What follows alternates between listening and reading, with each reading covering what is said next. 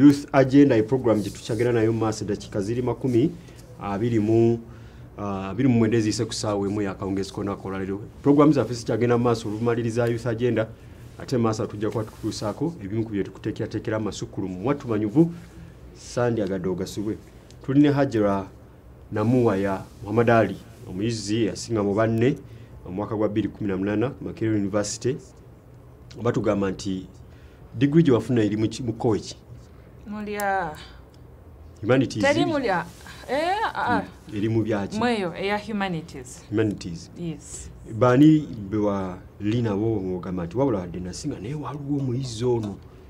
naye yali kasazo omuyizi bamuze n'okuba bakulaba because we are streaming live baali babiri actually baali nga babiri nga mbatuula ku bench ya kubiri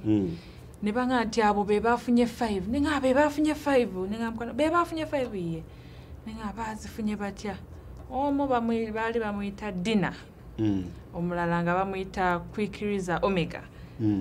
nga ne batambula we batindabira ddala nga bampiseeko nnyo. Do you often link up with those guys? Because they all have jobs, so sometimes mu circles mwe tutambulira omusanga n'omuga jebale waliwo abavubuka abaagala okubeera nga nabo bafaanana nga ggwe oba amagezi ki banditesitese batya okuyita mu nsi eno okutuukawo oli ate ne olina omulimu nina omulimu atujja tuukawo oba amagezi ki abali ku campus abala bayingidde wala bamaze A6 bayingidde amagezi ki amagezi gembawa ga kwetereza kweplaningira kubanga bakyali bavubuka saawa eno bakyali bavubuka otiddeko esa kigambo bebereremu kubanga ogamba nti betereze kubanga bakyali bavubuka bakyalina ekifaananyi ekyokuteekawo bayingira university naye ekifaananyi mu university omwo abagaba emirimu mwe balabira be banaawo emirimu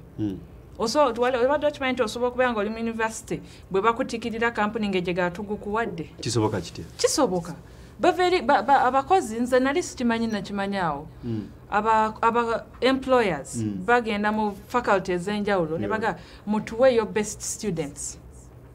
era ne babawayo bolyawo ngoba owokufaculty akubira nga ga company bweti ejja kukubira nti era obolyawo wekibanga all goes well bakubira ng'okyalina mu kusoma naga bw'omala ojje so kiba kirungi nga n'oba okyali mu kusoma we positioning bulungi strategically kubanga okupositioninga kintu kirala n'okubeera positioned strategically ekyo kyanjawulo so kiba kirungi omuyizi ku planninga totunula wano tunula wali totunula mbu bwe mmala okusoma bw'oyingira university board oba bw'oyingira high school bw'oyingira kyonna bala nti okimaze wagambye you don't interact with male lecturers. Not totally, not interacting with them, but I mean excessive okubeera nga omuntu omwewubako nnyo wesesasesa, you don't go for business, something like that. But don't you think even these students abagenda for sex for marks, that is business kubanga? That is business, of course. So kati okusomoozebwa oba ogenze kukola. N'ebituufu gyebiri oba ffe tubyogera bwogezi lwa kuba tuwulira. There is no smoke without fire, gyebiri. Wena be walabako. You're not going to mention their names. Tugenda kwa tuwamanyaga. Naye nga kuba bwogamba nti gyebiri kiba kitegeeza either olina obukakafu oba olabako olina ne ba victims b'omanyi nga tosobola battle era tebajja kunyiigira. Gyebiri kubanga mu circles ze tubeeramu eza university obiwulira. Nze siri ku byabiwulira kuba nange obiwulira n'ono omwami ali ku kamera abiwulira. Kakati njagala enjawulo gwe abaliyo era ng'obimanyiiko wabirabako. Nga bakikola we ba victims ba victims oyina be walaba nga ddala mutuufu ku university yange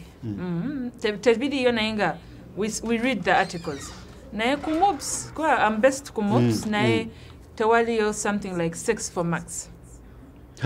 yogera nga otudde wali mu kamera Makerere University Business School teriyo something like 6 for marks. It is either retake, you pay for your retake, oba n'osoma ebitabo n'obiyita n'ovaawo. Balonchinze ne team no retake, okujjawo ekyo ekintu kya 6 for marks. Omaliriza okusoma? Yes. Okola? Nkola. Awo wakati w'okumaliza okusoma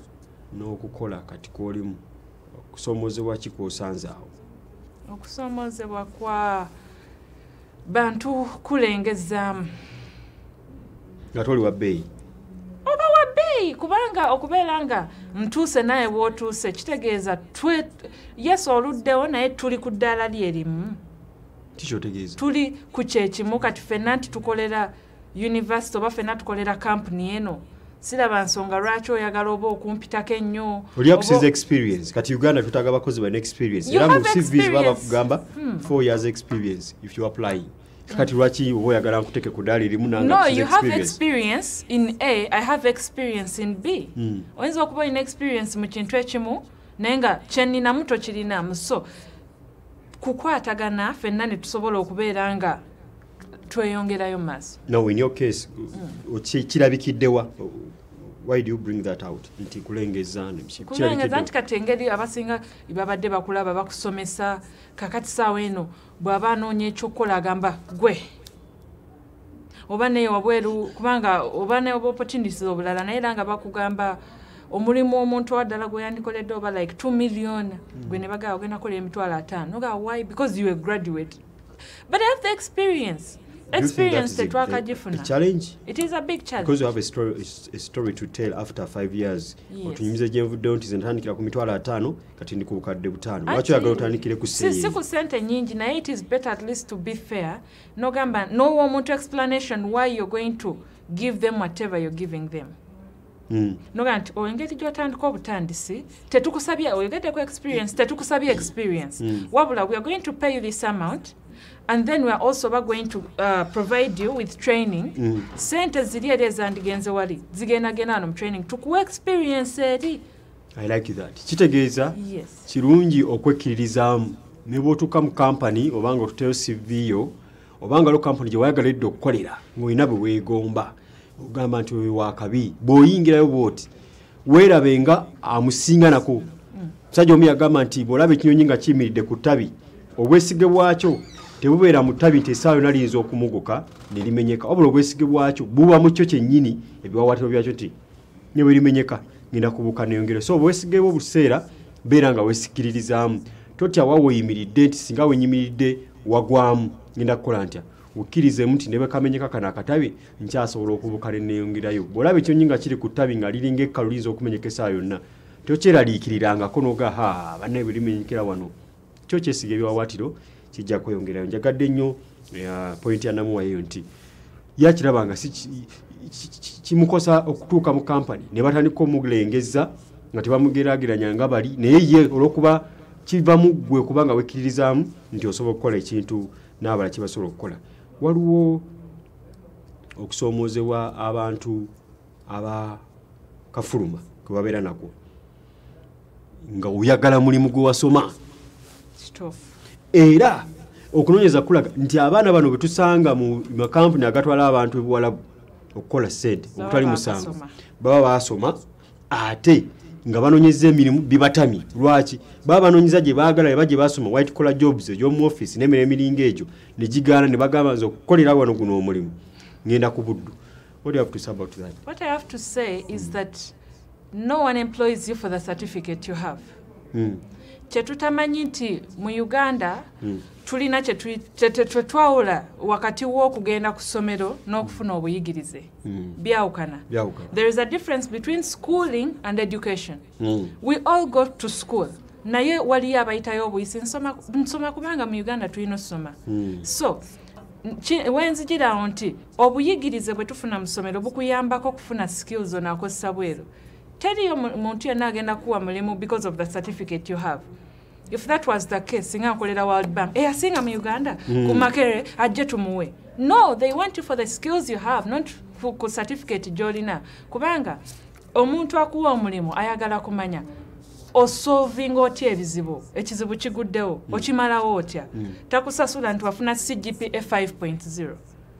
Is that the perception you had bwe wali ofuluma? Tinze ogujja gonna kasitama nga omanya omulimu gwe nasooka okola wenjagala nali nfuna kakaaga akawano my dad nangamba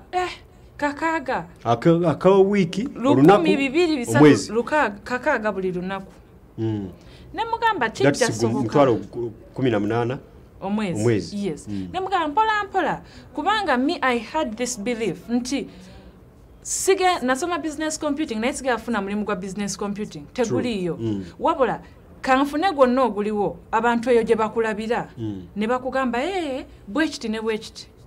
so omulimu gukusangayo ebyo nasomerera kino there are lawyers who are doctors because mukama yamuwa skill ki mu mukono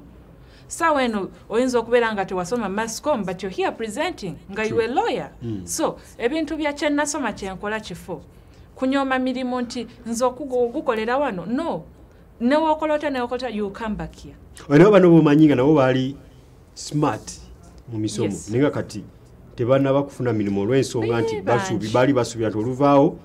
DFC egenda banoonya oba stand big oba Ministry of Finance nga ekyo kyoyogerako kyekibakosa oli n'agamba nti nze omulimu bwe gutyo sijja gukola kubanga sigwe nasomera n'omuganda yenza olaba regardless nti nze abasinga Makerere ekyo nkigabula natandika nfuna omulimu kakaaga naye gwe eyafuna ze wafuna gwani okugaana omulimu ogukuwa gumu kitundu buli lunaku nti afadhali ntuleka nasaba mama weze ya time eza transport n'omugamba all in the name of what kola wali bajja kulaba nti amagezi olina mangi gakwesera bakuteeke wali era kukwakakaka ko bayongerera abantu nembeera nga nkola emitwalo nga 16 buli lunaku kubanga ono yagamba bane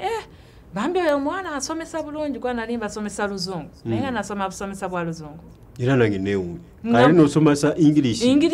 nga nasoma bya IT na bya business so kunyoma mirimu bichi olina kumanya nti tewali wayagala agenda kusasulira ra certificate jolina wabula baagala solving oti ebizibu wewawo tuline Muwaya Hajjarah Hamadali omuyizi eyasinga banne mu mwaka gwa 2018 Makerere University yafuna first class degree era nga graduatinga mu computing Bachelor of Business Computing okuva Makerere University Business School atugambye nti ekisinza okumuyamba okuvanga amalize emisomo gye butanyoma mirimu yafuluma tamanyi na mulimu gwagala otandikirako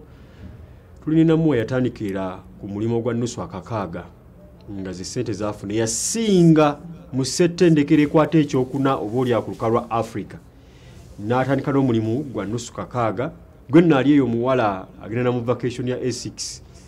oyagala kubeera lawyer naye tunabana kubaako byokola byefaananyiza n'oba alina kakwate na kubeera munnamateeka baba weekizze mu maaso mu vacation kikole tomanya kiyinza tokutwala ku ddaala liwege mu kubeera ng'otukako mubuziza ensonga ya banne nangamba gye bali abali smart nga naye bwe yali mu kibiina naye bagenda okuba nga paka kati tebafunanga era ebifaananyi ebimu ku byolaba bye bibi awalina Miss Uganda yali ani ono Queen Abenacho yali okumatikira oba wamukubira kasimu noga ngeri gyefuseserebu katuli mu category yemu in the same caliber jangu twekuse ekifaananyi yaliyo bulungi bani bosinga okwenyumirizaamu nti bano bakuyambako nnyo okutuuka ku kkola eryo kusookera ddala neenyumiriza munze kubanga siba kwenyumirizaamu nti nsobola abalala newe muvaayo ne muyimirira ne mundeekanira amatu nti osobola so neenyumiriza munze ne taata wange okusinga yes neenyumiriza mu taata wange neenyumiriza mu baganda bange kubanga I'm the first born so nga nina mukiri nti balina okungubirira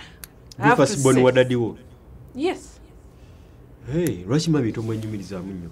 nanti kakati nga wokimanyi nti abaana abawala baagala nnyo bataata baabwe abalenzi ne baagala nnyo eri oza kiva kuki kubanga abakutegeera now for your case yes ekigolooza ekyakuleeta okubanga daddi bambi ali so close totya sirina kutya naye ampuliriza n'amanya kubanga abawala tusanga okusoomozebwa kungi mama yabeeranga wawaka mwakula kuba kati ngafa bamu twakula etuuka mu secondary section abazadde ne baawukana muzeeyi n'abeera ku lulwe ne maama n'abeera ku lulwe naye ne batukuza ate ng'ofuna obuyambi oluusi n'ogenda n'omulabako gwe kyali kitya kuba oyinza okubanga ekyakuleetera ekyo wakula na taata maama ng'embeera y'ensi nga nawe bw'obimanyi mbimanyi naye bonna baalingawo naye nga akuwuliriza nnyo kubanga mukulu alabyerabye wabeeranga mu hostel oba wavanga waka mu hostel nasulanga mu hall Berlin Hall eri abawala bokka mu university kwa nasomera ku government wali abaana babeera mu hostel n'owulira nti eri abasajja abajja ne basula ne bakera ne bawaekera wabirabako ebyo mbiraba buli ne ku holo kwennyini obalaba olina isaga kwogera koloyo nga manyibera mu hostel zokka hostel hall yonna babeerayo wabirabanga ne bamunono olina gangenze nti ogenze wangenza otunti ante nja tulina pepa nti ebyo tunaabiraba munaatusomera egwe obulamu bwangeri ki bano nga benjoyinga obulamu bwera bwali bubowera olinga babeerawo naganza obulamu bwoyo sibusobola kubanga obubonga bwebubabowabo bunga bubabo olinaga how can you be at campus olinanga wagendako mu kirabu nti sigenda ng'oli ku university kubanga saagendako mu kirabu ebyo bivulu simanya kuzunga either ndi mu kibiina ndi mu hall ndi mu library ndi waka ebyo gwe wabyeteekamu boina yakuinspiring okutambula nze yabyeteekamu kubanga nakimanya nti obulamu butono nnyo bakuga nti ku university ogenda malayo emyaka 3 ne tugirabanga emingi naye n'omanya nti bukyeyongerayo after 3 years it's just something small bwe mmala buli kimu kirina obudde bwakyo sera we wabeerera university waliyo kwekalakaasa kuba teri mwaka bwe gutabeera kwekalakaasa ku mulundi gw'oku mu myaka gyo gye wabeera ku university kiki ekyasinga okukunyiza oyinza okuba tewetabamu mu demonstration naye nga naye mutuufu walabira ddala nga abayizi ensonga gye beekalakaasiza ntuufu okwekalakaasa school fees maybe school obyokwongeza school fees n'obutasasula abasomesa basomesa obalese naye waliwo okwekalakasa kw'abayizi kati nga kuno kwabaddewo tekwadde kw'abasomesa kwadde kw'abayizi sama emabega waakyo kuba ku basomesa omanyi lwaki kubanga omusomesa bagamba munyongeze ssente kati university ezijjewa erina kwongeza muyizi esasula omusomesa because the unique bit of this year's demo nti bawala be bakikulembeddemu wakitegeddeko nakitegeddeko ebiseera ebyo mu kwekalakasa kw'emyaka gyammwe gwe wabeeranga mu kamooli oba naye wavangayo naye nga tukozesa maanyi kukulamu ebifaananyi buli wabangayo okwekalakasa ng'essimu evuga muzeeyi nga gajjangu eka ng'oddayo ddayo maama ng'oddayo eka kubanga munaye tomanya kuba tolaba ne abali mu hall baazimenyanga ne babakuba kati ng'abadde ekoosinga just n'obeerenga ogamba kale bambi beekalakasiza nsonga oba tebandyekalakasiriza nsonga akakiiko ka parliament aka education eggulu kasaba speaker akongereyo obudde kasataininga oba ddala wali abayizi be bakolako sexual harassment lwaki abayizi bakyaganya ovaayo okujja kubaobujulizi nongamba okuwa obujulizi anti bakyasoma naye nga gyebali naye kati ovaayo omusomesa nkulaye nga mpaako obujulizi do you think you will graduate kubanga katugeze oli musomesa yakikola owabira musomesa B n'oli ajja gamba nange bwavaayo n'oli bwavaayo so bakunyigira eno wansi oba tosobola kuvaayo ku airing nsonga unless bagamba nti anonymous tube n'essuubi nti bwe banamaliriza okusoma banaavaayo bogamba nti kati bakyatidde olw'okuba bakyalina okumaliriza n'ofuna max na biki binza obakosa osobola okuvaayo nga parliament egenda kuprovidinga security kubanga anything can happen naye kyandisinzeeko ne bakifuula nti identity y'omuntu bagihidinga anyway tulina wano munnamawulire Joseph Mwinga akola investigative stories tujja mutuma abafune kasitana banakiziganya nti tagenda kubalaga bwenyina kwogera mannya gaabwe kuba kyompadde kikakasiza nti gyebalize nadde mmanyi nti akakiko ka parliament kagenda viiramu abono tebaliyo tebajja nakuvaayo bajja kuvaayo kuba abanyigirizibwa omulaba Data TV tukyali ku program yusa agenda tuline na Muwaya Hajjarah Muhammad Ali omuyizi eyanywa mu bannakendo mu mwaka gwa 2018 ku ssetendekero Nasangwa era ebifaananyi ndowooza obirabaawo bamukwasa n'engule n'ekirabo era neyekulira n'ebifaananyi ne basereebu ssetendekero n'abantu abalala bw'otunuulira University e Makerere emyaka gye waliyo ne kati egibaddewo bukyanga ovaayo ne before nga tonajoininga mu assessment yo kiki ekisinga okuleeta obuzibu to an extent bwe bataba abayizi baba basomesa bwe bataba basomesa non-teaching staff nkulabako assessment yo out of your experience and out of your analysis out of my analysis yange yandiba enzibu ne bagayogera bubi naye nga nze singa okwogera obubi ebituuka kukola analysis saidi y'abayizi wali olabyeko okwekalakasanga semester eri wakati omutera kwekalakasanga ebulayinza bekalakasa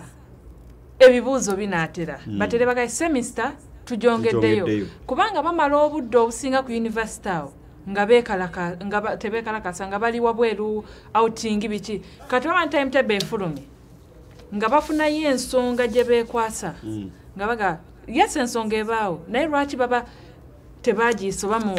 paperwork because there is a guild semester oba betandise nga tebaagala kusoma nga abasomesa awo nga tebaagala kusomesa obukizo abasomesa tebaagala kusomesa bibaayo ekijjanga abasomesa bo tebaagala kusomesa bali ku bukodyo bwabwe obukodyo nga tetugera somesa lwaki sente ntono semester ngegwa ekyo nekigwa naye tugera bongeza semester eggwako abaana tebasoma bitano kati twekalakase lwaki school fees bazongeza naye bazongeza ogwo mwezi mwebekalakasiza so this whole thing kiri psychological baana tebaagala kusoma basomesa oluusi tebaba mu mood zisomesa kwekalakasa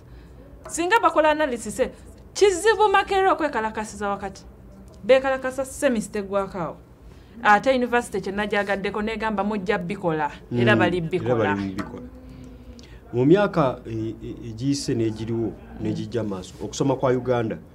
gwolaba kututwalawa nkozesa gwe kubanga oli osomedde ku ssettendekero esinga mu ggwanga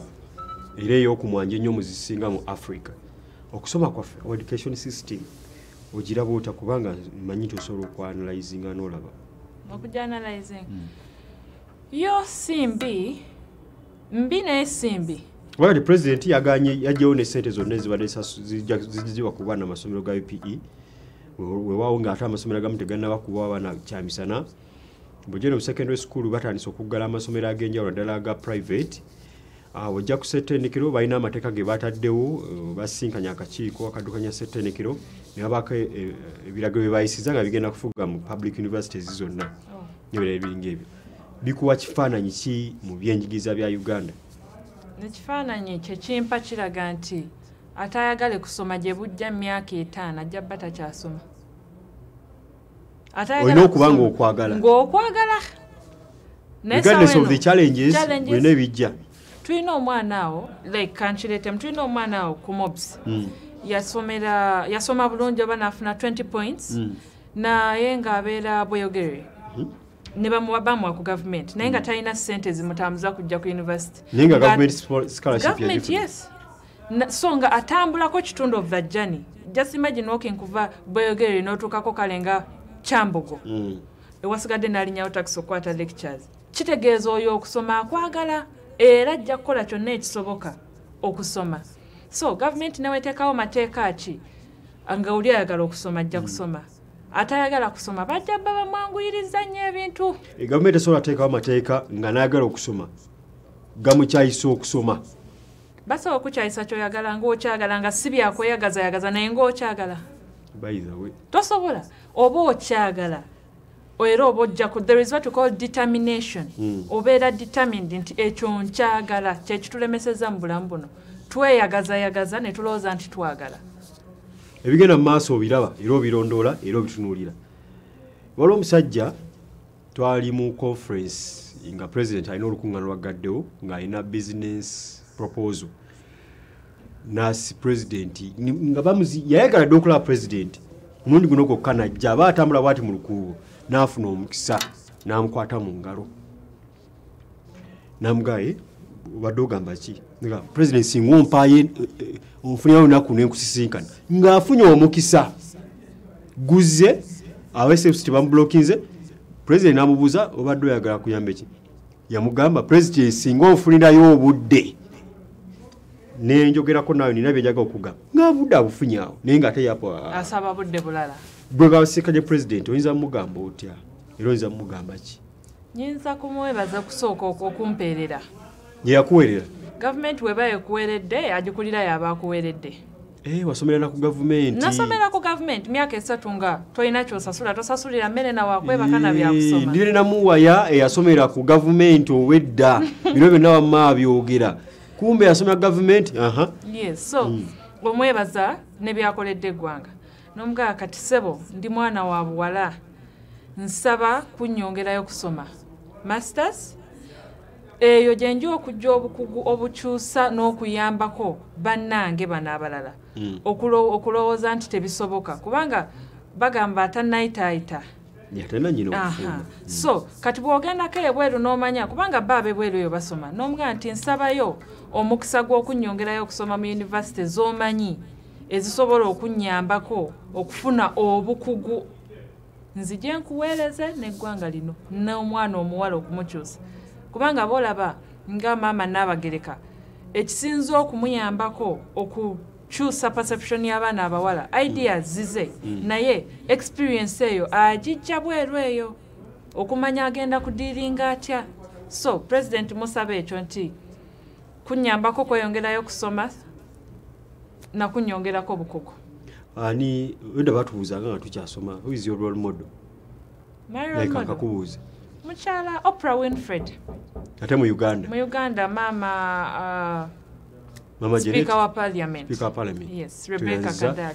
Tuyenze gwebale kutuufisizaako kadde. Kale nammwe mwebale koncha. Akasembe wandyagadde singa gavumenti ekyuke mu ki? Gavumenti ekyukemu mu ngeri gyekwatamu ebintu tubikwata kasoobo twagala bintu byamangu mangu tutuuke gye twandibadde tugenda. Tujja tugenderaawo. Tugenderaawo naye bakyuse mpolampola twanguweko batuleka ensi endala. Kefas Mayumba Youth Agenda ambaagaliza ate akaseera kaddako akalungi ne ku Lwokuna tusisinkane mbadde nene na Muwaya Hajjarah Muhammad Ali omuyizi yasinga ku ssettendekero Nansangwa Makerere. Weebale nnyo weebalire ddala.